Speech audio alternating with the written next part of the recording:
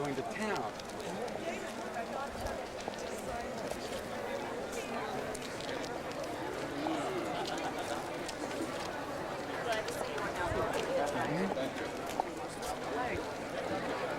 Hello. Pardon? Either way, I'm going to follow. Okay. Fifth call. Are we? Daniel? Are you there? Yes, I'm here. We'll figure out. Sophie must have something. Or a bathing suit. Hey. You're following me. I am. I'm sorry.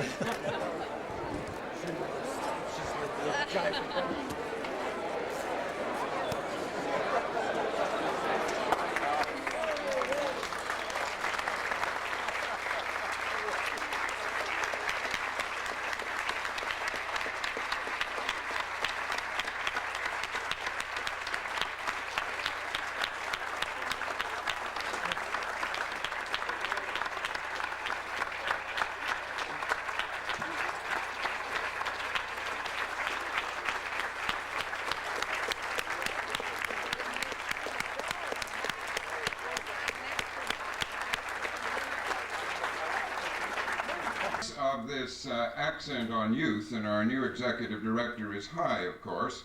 Mary Carswell, who graced these proceedings, as she graced all MacDowell occasions for the past 10 years as executive director, has retired to board membership and private life. Of course, she is with us today. Where? Where? Mary. Of course, she is with us today.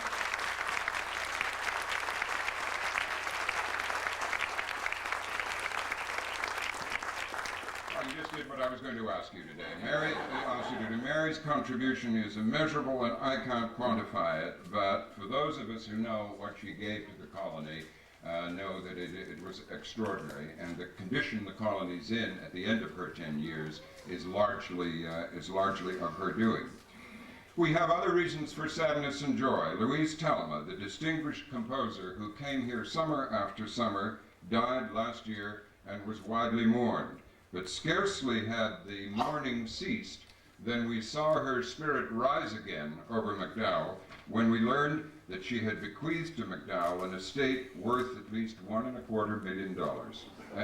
An act and the continuing performance rights to her music.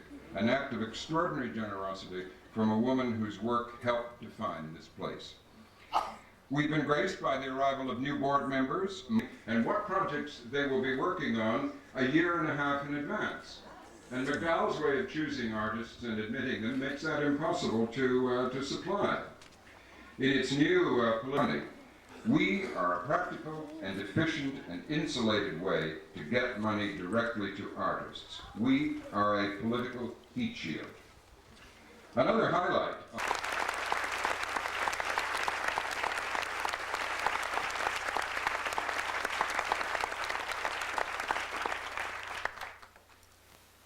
She's demonstrated her competence and her commitment to MacDowell, and it really gives me great pleasure to introduce Cheryl Young for her first Medal Day remarks. Cheryl?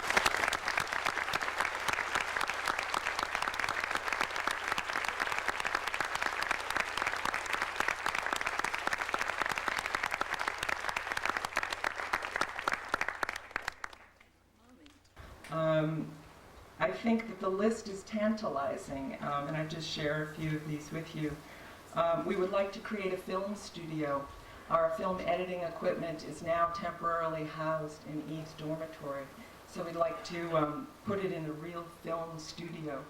Now that we have Mr. Jones with us as the filmmaker medalist, this would be a good time. I know that transitions, they're change, but it went extremely well.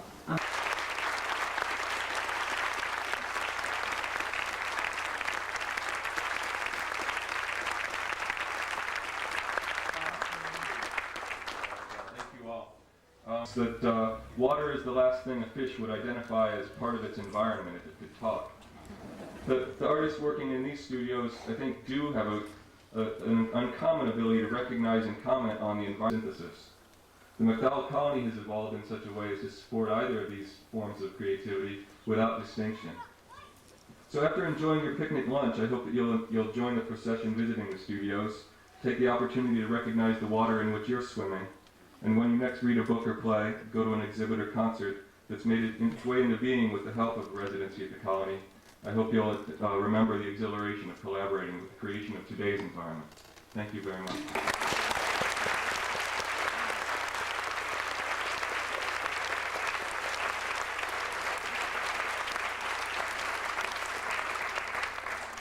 One of the extra pleasures of these medal days, beyond the opportunity to meet some of the truly great artists of our time, is the chance to hear the distinguished speakers who introduce them. In that tradition, we're fortunate today to have one of the world's leading scholars of animation history.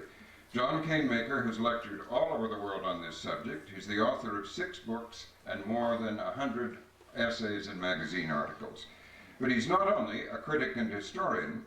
As an independent film animator director himself, Mr. Canemaker designed and directed animation sequences in the Peabody Award-winning CBS documentary Break the Silence, Kids Against Child Abuse, the HBO documentary You Don't Have to Die, which won an Academy Award, and the Warner Brothers feature film The World According to Garp. John Canemaker is a tenured professor at the New York University Tisch School of the Arts, where he chairs the animation program. And Mary Carswell tells me that John Canemaker is no stranger to Peterborough. When he was 18, he was an apprentice at the Peterborough Players. And then he went on to his first employment in New York, where he put his foot on the ladder of the arts as a doorman at Radio City Music Hall. John Canemaker.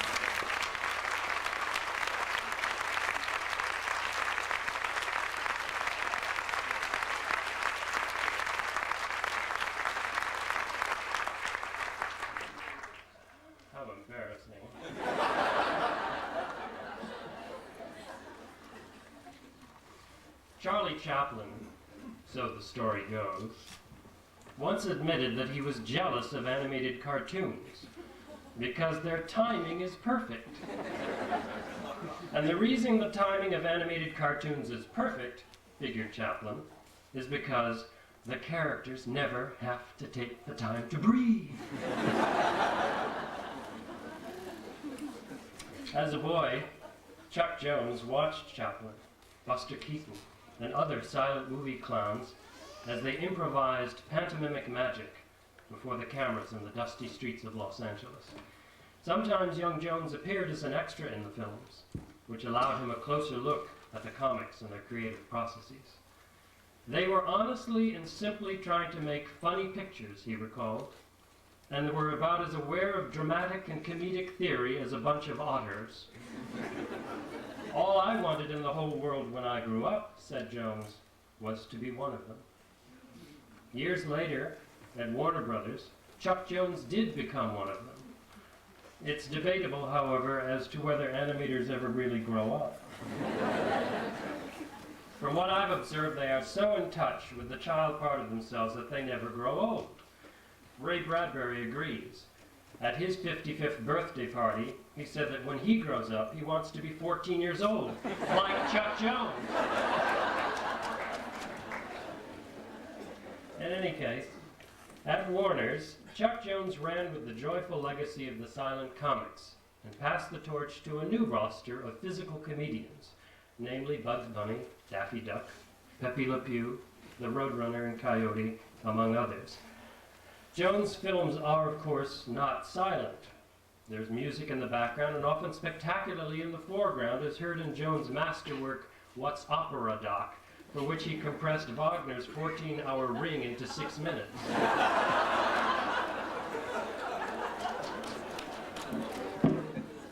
And there is dialogue, often literate, eloquent, witty dialogue. Long known as the thinking person's animator, Jones mixes verbal wit with slapstick for hilarious results. For example, who else but Chuck Jones would find the root cause of an explosive Daffy Bugs exchange to be pronoun trouble? The well-read Mr. Jones' favorite author is Mark Twain. and he devoured Roughing It at the age of 7. Years later, Twain's description therein of a coyote as a living, breathing allegory of want inspired the creation of Jones' great nonverbal Wile E. Coyote. Words in Chuck Jones films are a decidedly secondary means of communication compared to motion. His characters express themselves and project their inimitable personalities essentially through the way they move, as did their spiritual fathers, the silent screen clowns. If you turn the sound off, Jones once said of his animation, you could truly tell what was happening. I worked the whole thing out visually. Jones knows the importance of the telling pose and how it can reveal exactly a character's feelings and thoughts.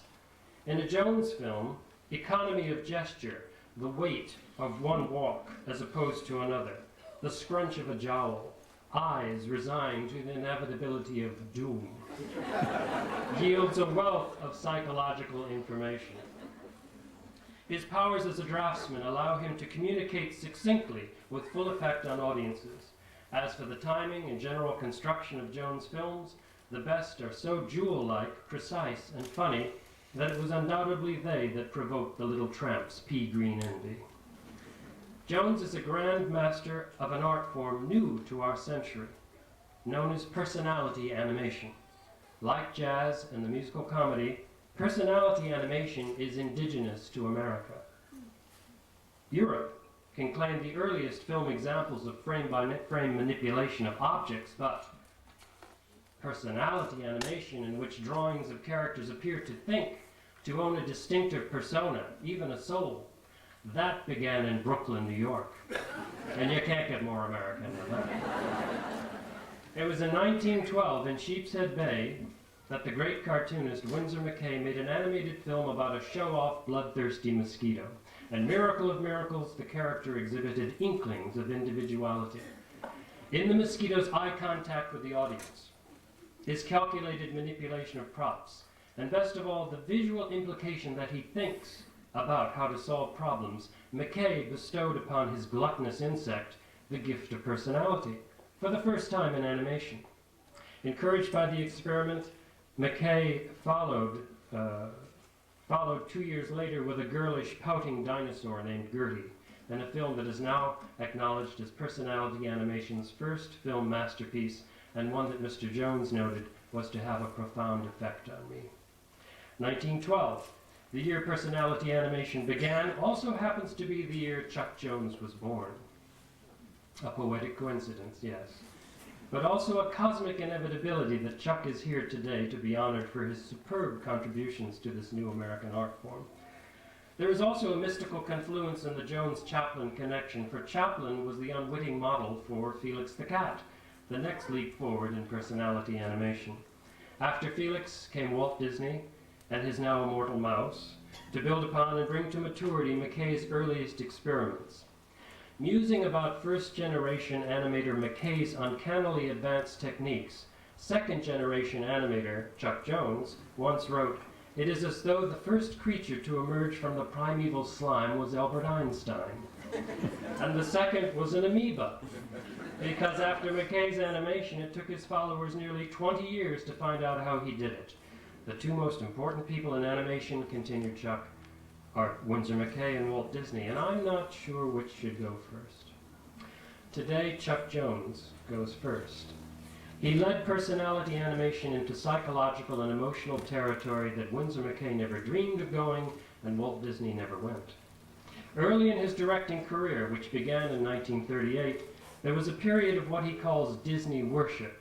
That is, he learned his craft by emulating Disney films' naturalistic design, rendering, timing, and motion, which protects the illusion of believability by disguising the character's cartoony origins. But Jones' adventuresome nature soon led to bold experimentation, using exaggerated poses to communicate a character's thoughts, faster pacing of gags, razor-sharp timing and cutting, and stylized designs influenced by modern art. In the 1942 short, The Dover Boys, Jones uses strong storytelling poses alternated with over-the-top dynamic manipulation of transitional forms, a conscious experiment that proved to be the turning point in his career. That and other of his Warner films, plus his moonlighting as director of Hell-Bent for Election, a 1944 Re-elect Roosevelt short for the innovative UPA studio, were major influences that led the animation industry decisively away from Disney naturalism, the so-called illusion of life. For Chuck Jones celebrates the cartoon as cartoon, while managing to reveal depths in his characters that bring them truly to life. To judge the extent of his success in walking a tightrope between cartoon exaggeration and human believability, consider the wise child who refuted his parents' comments that Mr. Jones is the nice man who draws Bugs Bunny. He doesn't draw Bugs Bunny, said the kid. He draws pictures of Bugs Bunny.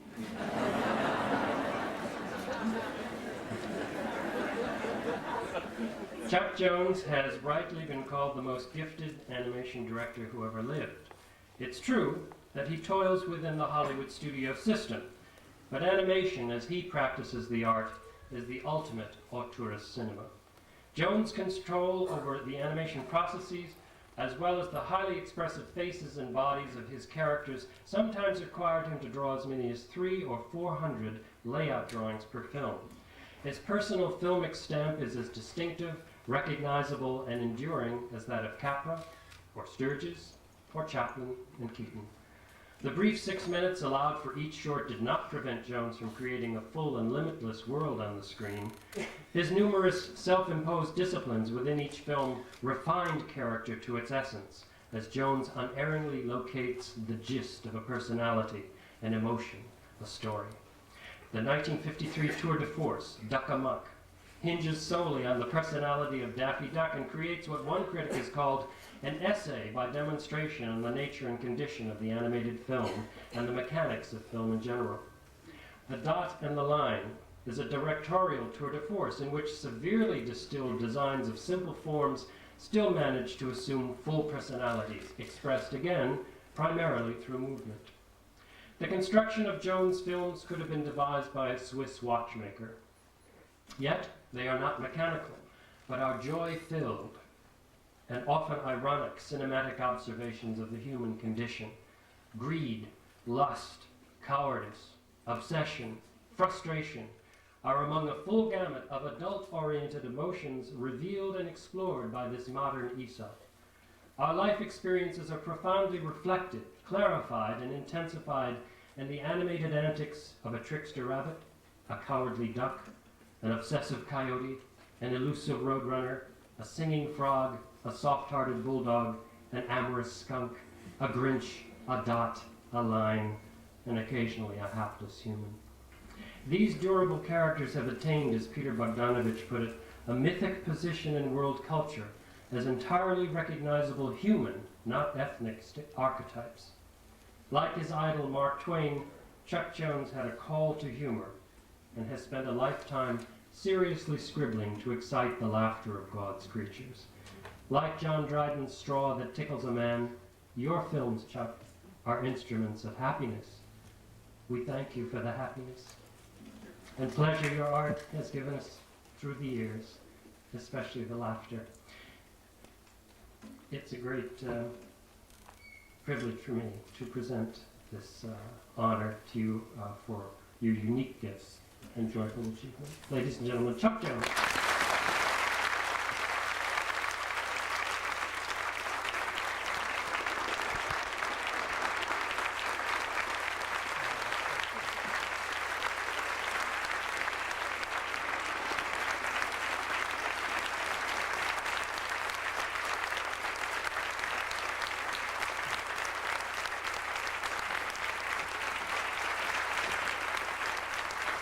And now this is the 1997 MacDowell Medal.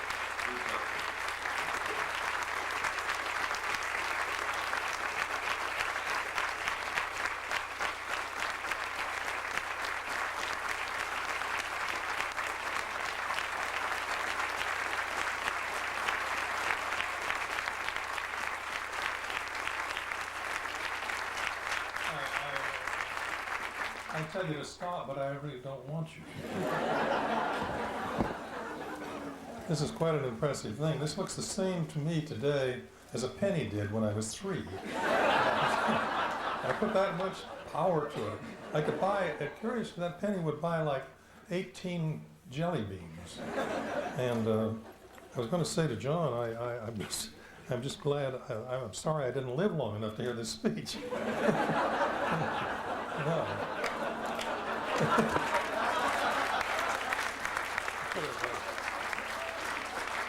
It would have been nice, you know, I could say my grandchildren can hear it and everything. And see, that's what they thought of me.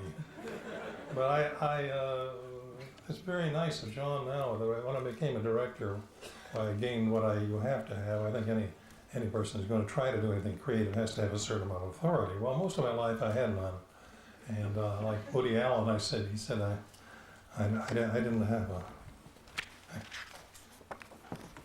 didn't have an inferiority complex. I was inferior. And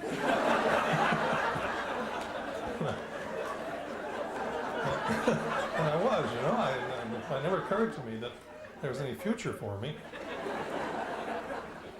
But I just want to, well, there's several things to say, but of course one of them is that I felt that as you were talking along there, that I felt like the old gentleman. Hell, I'm an old gentleman, but at least I'm a man. The gentle part sometimes escapes me, but about an old man about my age who was accused of seducing an 18-year-old girl, and he said, I would contest it, except it's so flattering.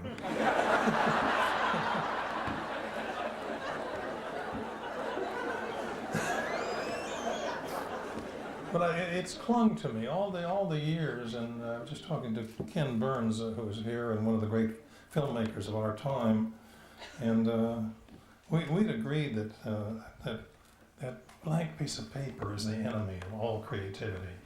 You finish a story, you finish a film, you finish anything, you finish a book, and you suddenly realize, I've got to do another page. That son of a bitch is staring at you right there, blank. And you're you're supposed to be something up there that's important. And it is terribly frightening, but conditioned to that is the idea that someone once said a very wise thing, and that was that an artist never finishes anything, he only abandons it. He does the best that he can for that time.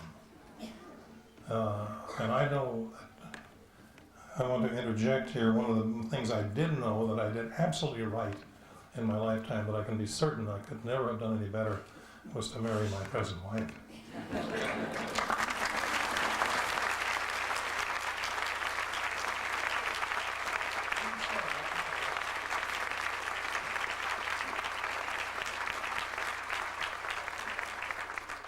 Please let them look at you. I love you and I want to see you.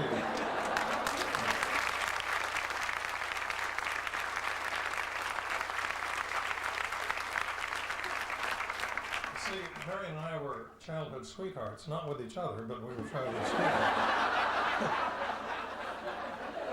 And she contends I met her. She was raised in Santa Barbara, and she contends that I met her when I was working on a yacht that came up to Santa Barbara. And I do remember walking down the wharf and stumbling over something soft. She contends that that was her. She was 3 years old and I was 19, and she was still, you know, hooked on the breasts, and I was hooked on the dry martinis. And when we got married, the conditions were reversed. You know?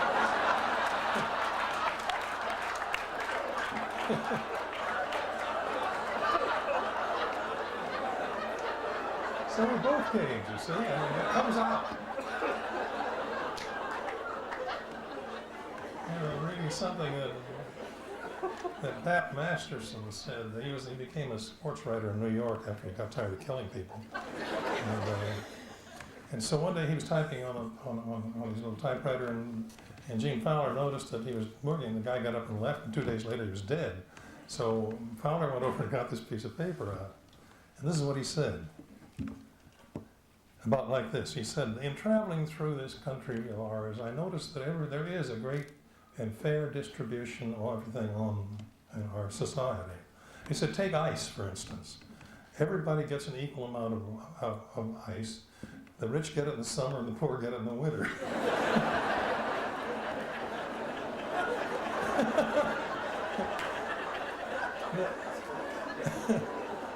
So Mary and I said we're childhood sweethearts, and then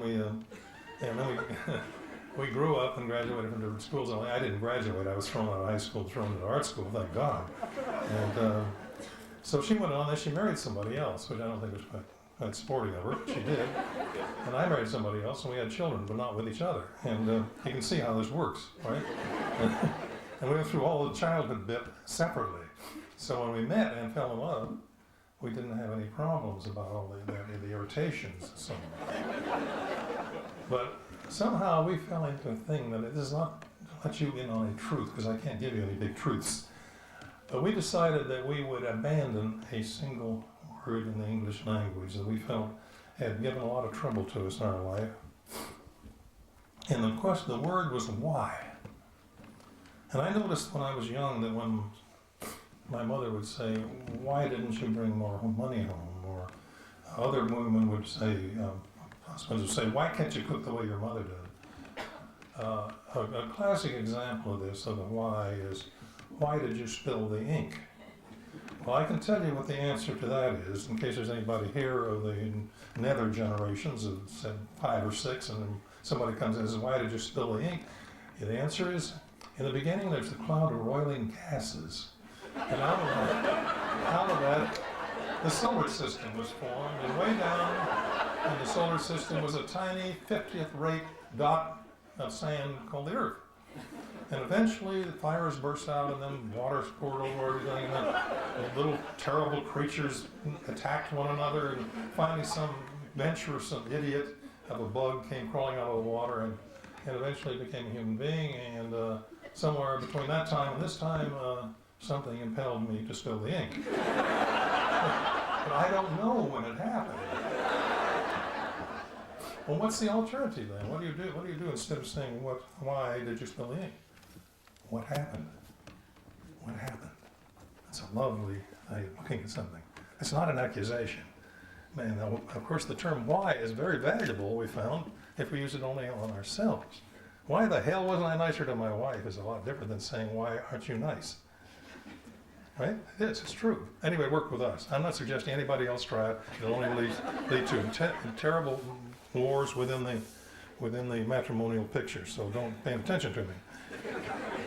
There was a preacher up here named Henry Ward Beecher, and I ran across a little poem about him that I think is appropriate on a Sunday. Said, "A congregational preacher to a hen, 'You're a beautiful creature,' and the hen, just for that, laid an egg in his hat, and just thus did the hen reward Beecher." Isn't that neat? This guy was a Supreme Court justice. Compare him with some of the Supreme Court justices that now exist. I had a sense of humor. I was going to say, too, that in that business about if they demand of us, Robert, we tell them what we're going to be doing a year and a half, and why the hell don't they tell us what they're going to be doing a year and a half?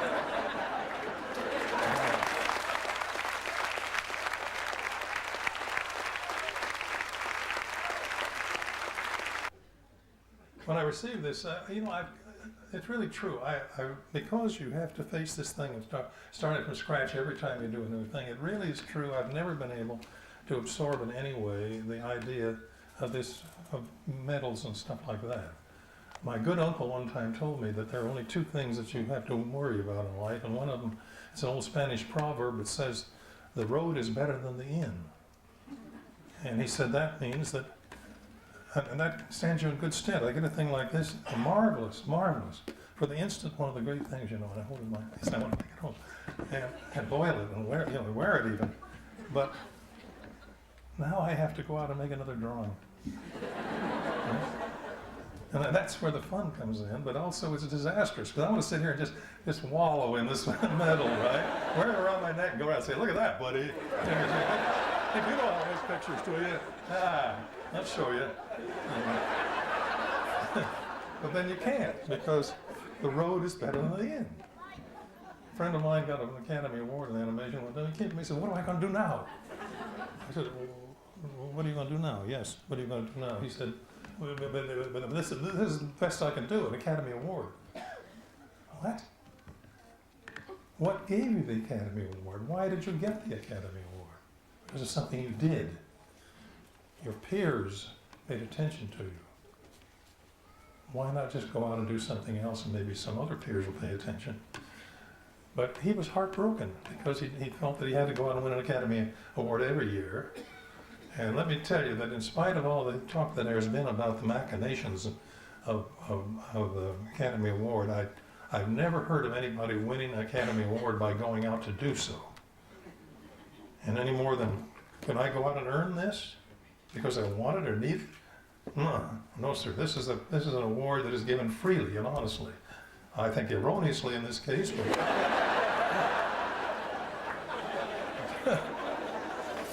I know when I opened the invitation, when I first saw it, I felt like this little man in the wilds of the Bronx years ago who picked up the telephone, and the voice said, "Is this J. Pierpoint Morgan?" He said, "Boy, do you have the wrong number."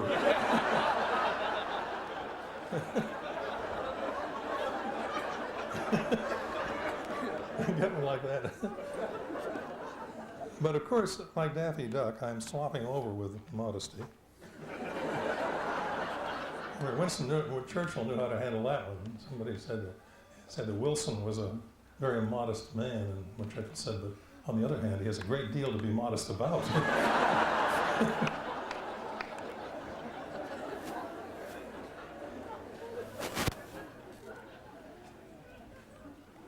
When looking over this incredible list,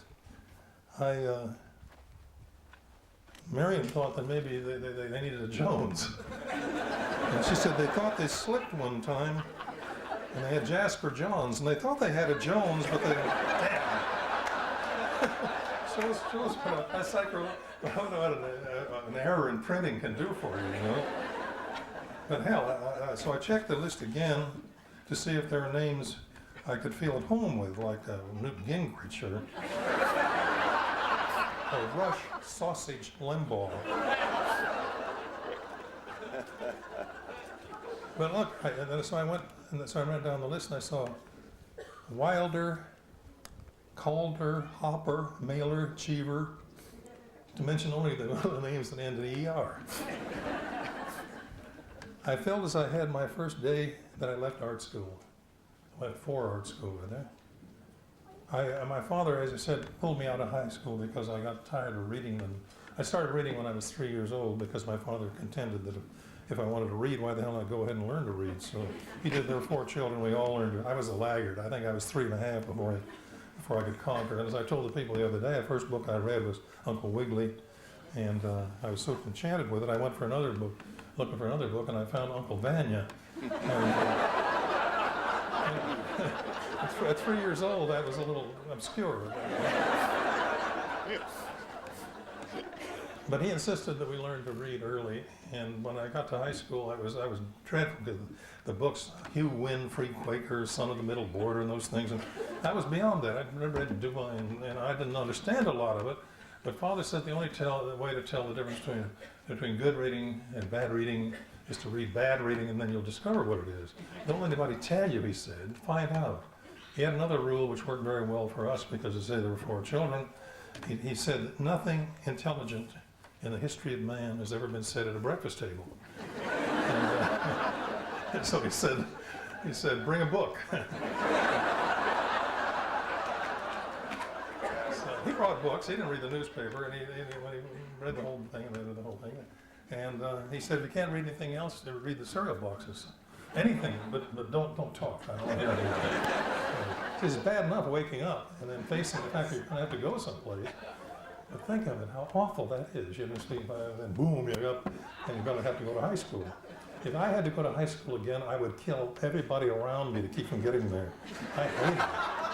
God, what a dreadful place. Today's day, 100 years later, and I still feel that way.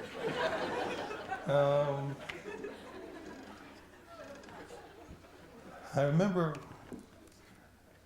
well, what happened was that he put me in art school when I was 15 years old, and they had a thing called the term and aptitude test, so that the people who were supposed to have done a lot of reading were then, they took these tests and indicated that you were brighter than you were, which of course I'd only read, I didn't know anything. And so, but they put me in the 7th grade from the 4th grade or something like that. So when I was in high school, I was like 11 when I went in there. So when I was going to enter my junior year, why, he took pity on me and took me out and put me in Chenard Art Institute. And when I was 14, 15 years old, well, that was all very well. I wanted to go to art school. It was a wonderful school, Chenard Art Institute. It wasn't a commercial school, and of course they didn't teach animation because there wasn't any animation to teach. But I went in there and I found myself surrounded by Leonardo da Vinci's and Michelangelo's. These people, they were 19 and 20 years old and they could draw. God, it was so beautiful. And here I was crouching down there underneath. I didn't crouch much because I was a striking figure. I was 6'1" and weighed 118 pounds. So you could see me this way, but you couldn't see me this way. I'd be walking down the hall and somebody would wave, but he was waving somebody because they couldn't see me, you know. So I was brokenhearted, and I just felt I was in the wrong place. I could never keep up with these people. How did I do it? What was I supposed to do? So I went home and I said, I can't compete with those guys. They're artists. I can't draw in the company of 50 Leonardo da Vinci's. I said, you can't make a racehorse out of a pig. And my uncle, who had the wisdom of the ages, said, no, but you can make a very fast pig.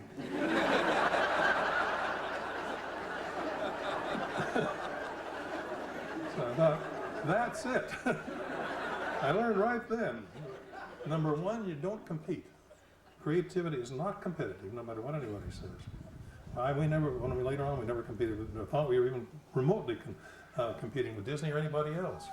But I said, well, the hell with it. If I'm going to be a fast pig, I don't want to be the fastest pig. I want to be the fastest pig I can be. And that has stood me in very good stead for all of my life.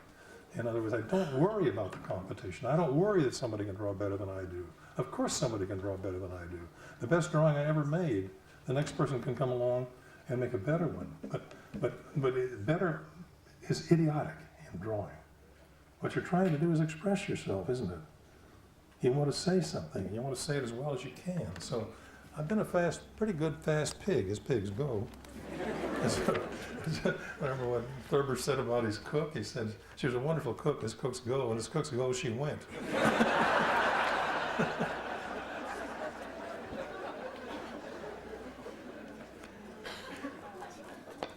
So as I said here, suddenly I knew.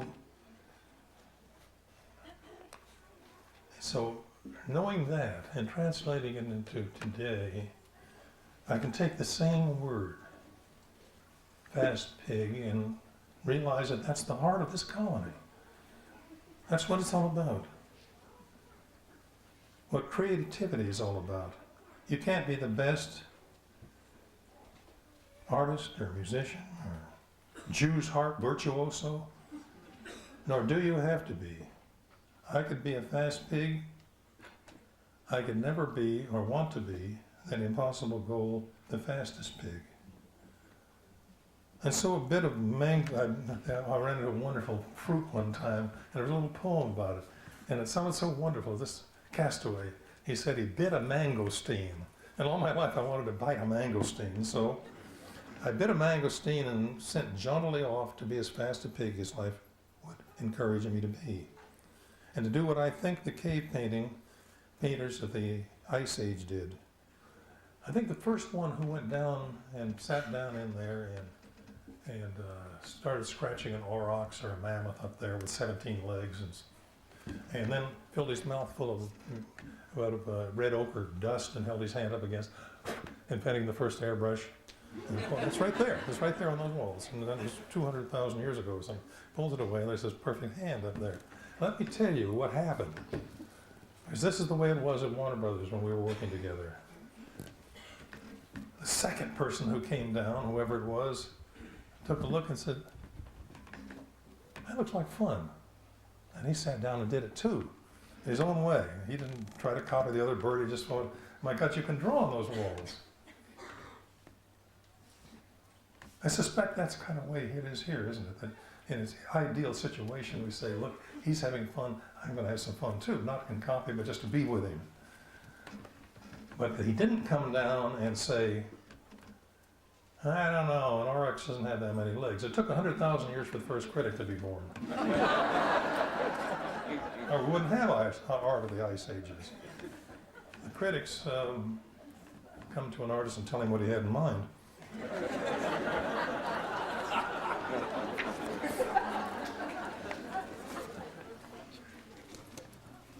As you can readily see, I'm trying to varnish my life in animation with culture. Slopping over, as Daffy would say.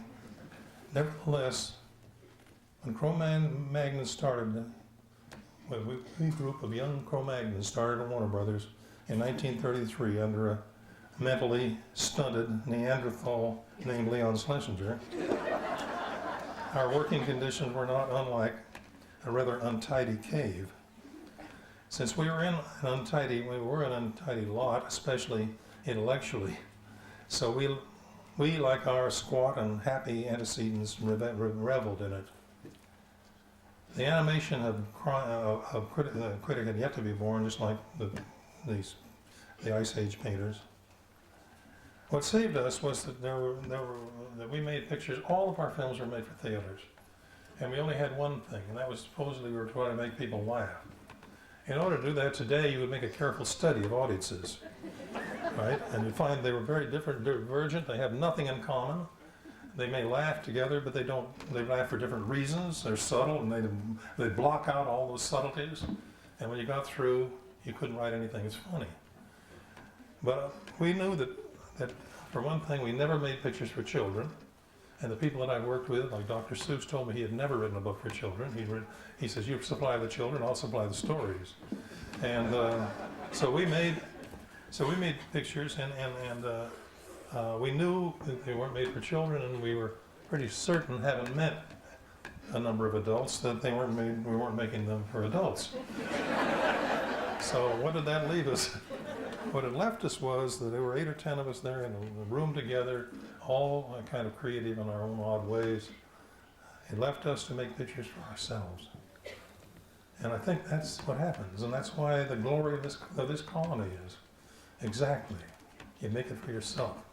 And you don't make it. A wonderful line was that we don't draw things or write things as they are. We draw them as we are. And that's pretty good, isn't it? As we are. That's what makes them different. That's what makes each person a star in their own right. And we all can do that. We don't all have to draw.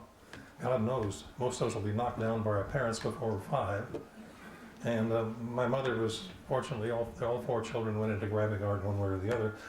Because when we brought them a drawing, she neither overpraised or overcriticized it. And the result was that we continued.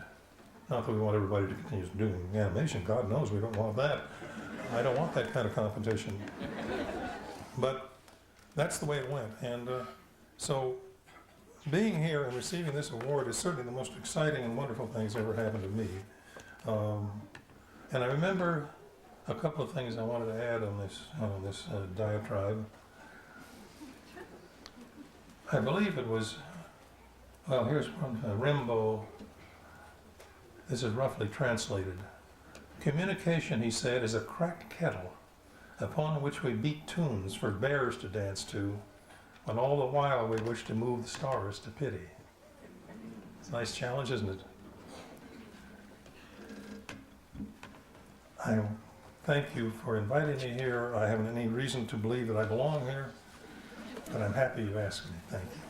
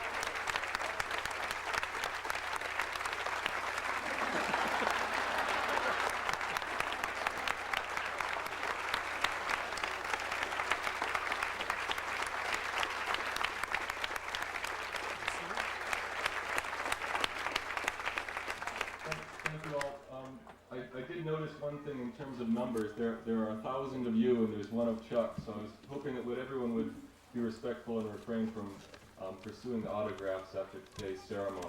I hope you will all enjoy the lunch that's been prepared for us. Steve and Betty Zakon Anderson have got something that's waiting for you. If you'll begin to queue up, we can all enjoy a wonderful afternoon. Thank you. Beautiful job, man. Thank you. Lost it at the end. Oh, no. Wonderful. Great. I really was overwhelmed back then. That was terrific. They were wonderful. It was great. Is that all right? Boy, they were great, weren't they? You did a spectacular. You did. Mr. Jones, would you sign my poster for me? He just said he couldn't do it. They wouldn't allow me. But there are 1,000 people here, and they've all brought things that are there's a. How about if I tell the other 999 to go away? It's a matter of respect. And we can't do Trying to be bandage. fair to them. I'm sorry. Once I started it, It's nice to meet you. you see that once I started, well, I'm in real trouble. Pleasure to meet you. You too. No, they said I shouldn't do it because there are 800 people. Hey, listen, I listened to listen to what you said on you did that the creativity thing on for PBS. That was really terrific. Thank you. I enjoyed it. Yeah. Thank you. I'm glad it. You better from your heart attack? Oh yeah. What the hell with it? It was. We're going to get on one side of you, and someone's going to get on the other. Cheryl?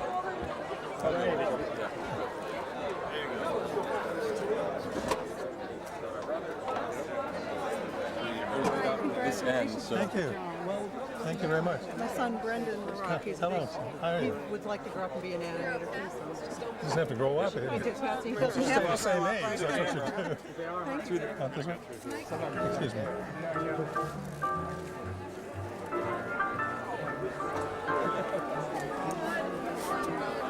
Where do we go? I think we're going to go out to this table, so we'll go around this way. Okay. Well, that was all right, wasn't it? See, Marion has my kit, if you can find her. She's going to be out there.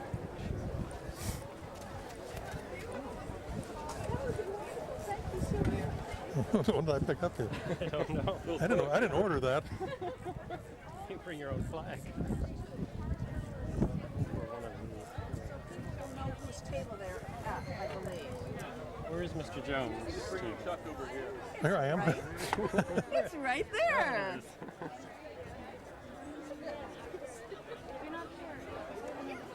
All right. Please. Well, thank you. Sweet. Oh, thank you. Anybody see my wife? Let's see if I can't You can. help guide the Yeah. flow over this way. Yeah, she has my kit, so I.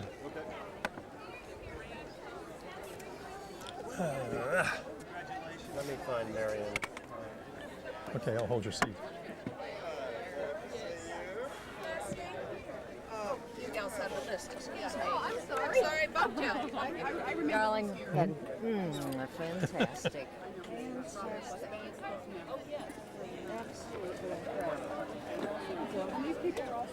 I said I knew God would show up. That's a great, that voice of yours is incredible. Right.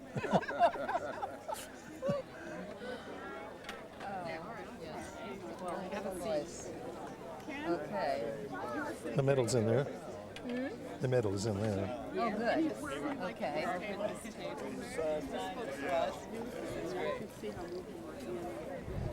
This one. Well, stay there, Dan. Oh, by the bobby pin, I was right. Ooh, there was a large bug. Right? John, that was You've got a, I was looking for Donna. so good. Hi. I didn't even know who this guy was. So moving, yes, I know. Please. It was. All right. flower. Yes. Bugs Bunny. So this lady talked to Donna. Oh, you want They look nice on you. yeah? Got a long stem. I took the one that had Oh, that's beautiful. but she's got the whole cat. This is Donna. We can be Queen of the Bay.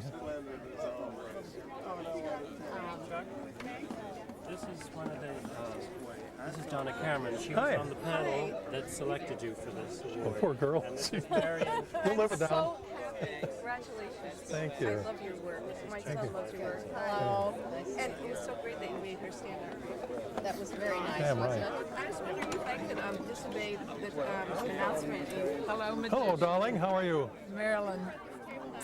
Yeah, terrific. Heavy, I did remember to bring you this. So, anyway, I want to tell you, yes, and I have never heard an ovation like the one you received. Well, that And was very has to sweet. tell you something, really. I mean, George Yeah. O'Keeffe, Noguchi, Stephen Clark, none of them had the responsibility. Yeah, but you reach more people than they. You remember Ken? And you had Abby in tears. She dissolved in tears. tears of pleasure, tears of recognition, tears. Well, I thought. I know you know. Yes, I know you Because do. I know Bill Baird. That's right. He had something similar to yours when you developed. You spell it Evie or Effie? Evie, E-V-V-I-E. Two V's? Two V's. Don't ask me why. Yeah, I'm absolutely, you know. That Yes, was wonderful. it's a high. It's magnificent. Yeah. Is it right? Haven't you Yeah. Say those things. They may feel them, but they never say Is it IE? I know. Is it IE or Y? I thought it was. I really. I think it'll stay there. I think there's an extra place and you can spread out a little. Ken, are you still working with this? Fellow, no. He's actually off on the most outrageous thing I'd ever heard of. We're going to have to do it again. I believe that's. No, that's, But that's all right for starters, isn't it? it's like perfect. Oh, I'm wearing my buttons proudly. Yeah, right here. He and I see. This is the stuff I did with the Thank you. series on the history of the West. for the opera. That I did. And he'd worked with me about 10 years ago. And, Yeah. see, that was for the Mikado, Right now. and this is for Love Island. I gotta, can I get these at the video store? No, I'll send you some. But Invited me to come and see Tosca, her. I'm going and to take my daughter. he was trying to figure out the title. On that. Classic Fan Tutti. God, yeah. And there's one more. I But think. how wonderful. Yeah. To begin her second year at I St. don't go to the Paul's. movies and I don't like to see that. Yeah, and my youngest one I'm is going to do my best to open the wine. Would you like? Good for you. Yes, I think perhaps that's a little wine glass there. Hey, Maestro. Excuse me. Oh, I didn't recognize the title, but thank you. Josh, glass of wine. No, I think I'll just drink water. Thank you. Yeah. Thank you very much. Cheers. Yeah, I've seen all of your. My favorite character is Daffy. Really? I do mine too. I mean, Daffy's a good choice. Daffy's more like me than, Bugs is too good for me. You should like Bugs. You like Peppy too, don't you? Yeah, like. Good. Thank you, dear. Daffy's a good choice. Yeah, with me most of the time, but it's an overtime job. Hi. Fine. My little girl would love to have you sign it. I can sign for little girls. That's about all I Not can for do. me. No. 2 little girls and my son. Okay. Who is it? What are the names? Oh, Morgan. G-A-N. Mariah. M-O-R-I-A-H. What is that? M-O-R-I-A-H. And Charlie is my son. Okay. Thank you very much. How are you? David asked them not to. Oh, you were going to move there? Was it all right? And I'm a How great composer you're here. here. What's that? It was a terrific. Oh, thank you. That's very sweet. Thank you. Are you enjoying that? Would you camping? Here's a fledgling Yeah. Camping to George. My name's Bill Eaton, Chuck. What's that? My name's Bill Eaton. For the past 23 years, I've been admiring your work. Good. I don't know how to control this, honey. He's capped me a few times.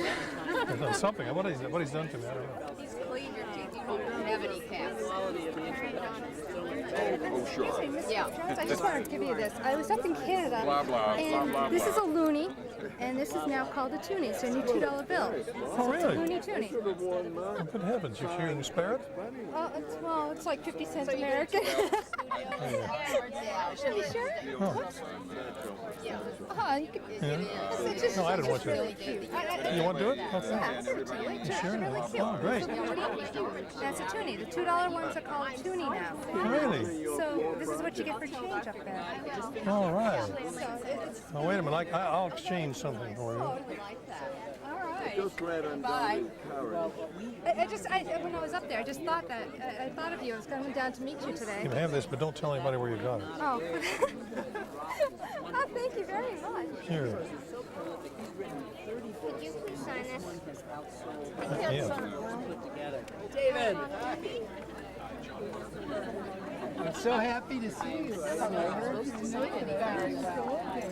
What's your name? No, I just want your name. Okay, that's what you got. Thank you.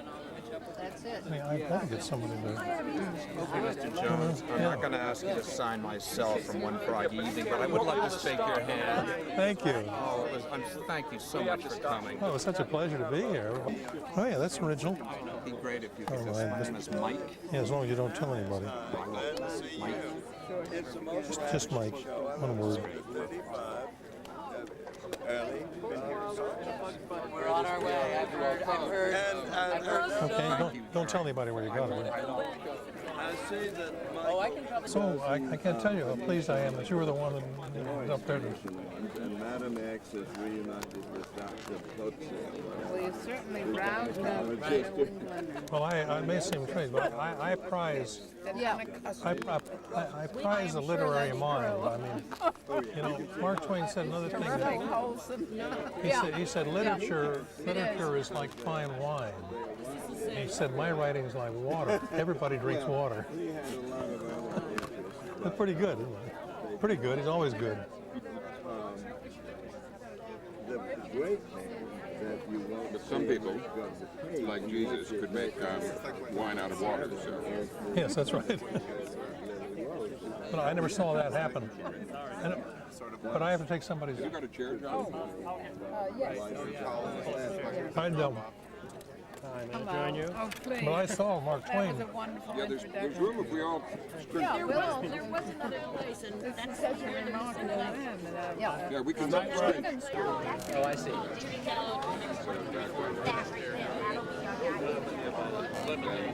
We got over all that.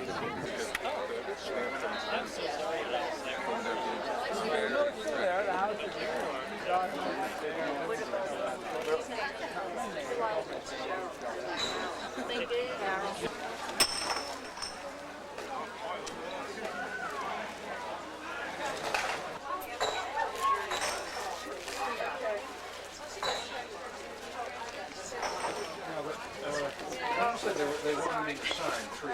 Postmaster, I am. Thank you very much. Yes. It is so nice to be here. I didn't expect that one. Summer. No, it is. Just about. No. 6 months. Oh, look at word. Oh, what a...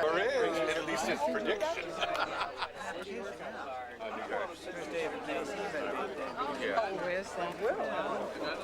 What's your name?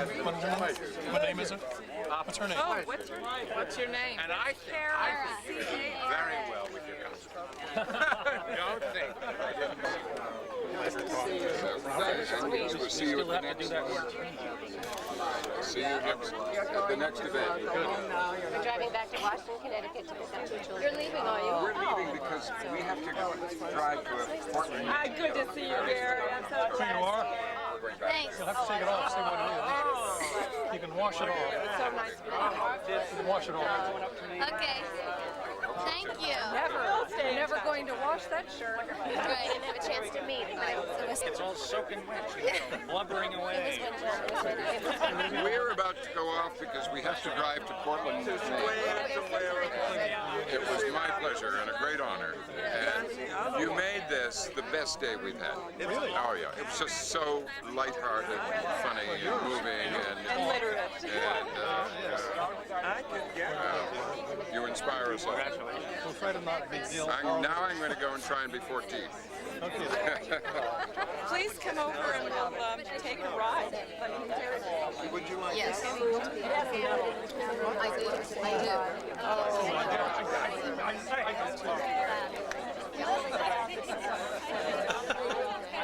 I'm so pleased. That's great. There you go. Are you? Have you read that new book, that Perfect Storm? Well, certainly going to try.